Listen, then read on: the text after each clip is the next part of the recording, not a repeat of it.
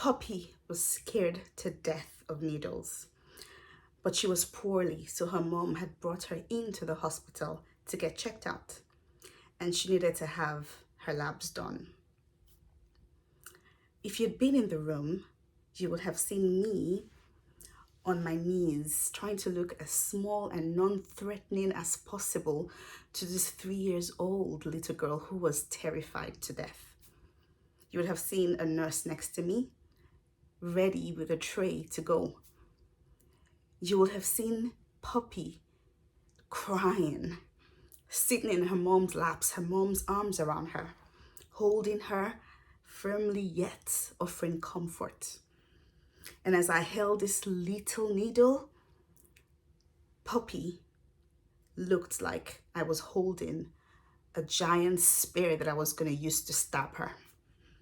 And even though I knew that no one may join me, and I knew that I could end up looking stupid, my heart went out to Poppy.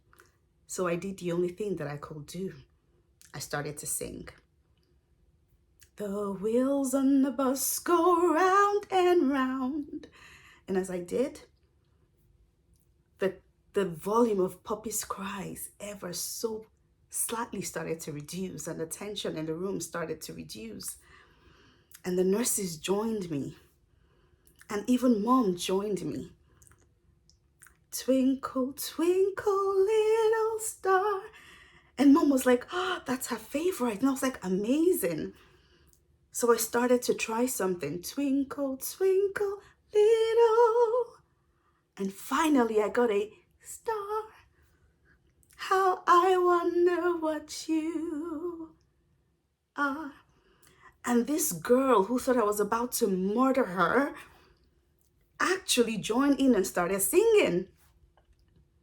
And she went from the girl who was frightened to death of needles to the girl who thought, this wasn't so bad after all. And at the end, she skipped out of the room, bouncing. And her mom turned to us with this grateful look on her face. When I think of that story, I think of the power of my voice, the power of music. And I've actually begun to think of it as a superpower because I used it to help someone. What if I said that you had a superpower? See, it could be your knack for making people laugh. It could be your way with words and the ability to move people in the room with it.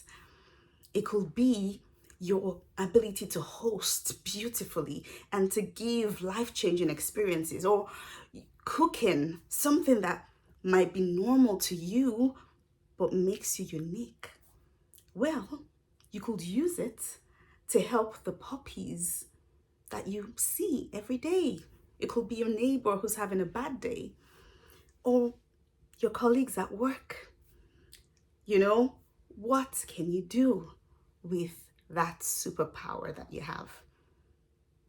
And when I think about this and how Poppy went from being frightened to being happy, I think about how we can use our superpower to change our world, to start a movement, to begin a shift.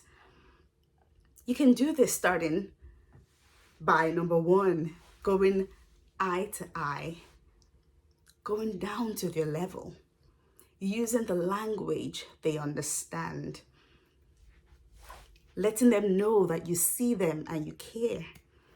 Number two, starting. You have to start, you have to be the change you want to see. For me, it was singing. What can you do with that superpower? Start. Number three, get your close friends to join in. Invite people to join you. And as they join, very soon the wider community will begin to see the good in what you're doing and join in.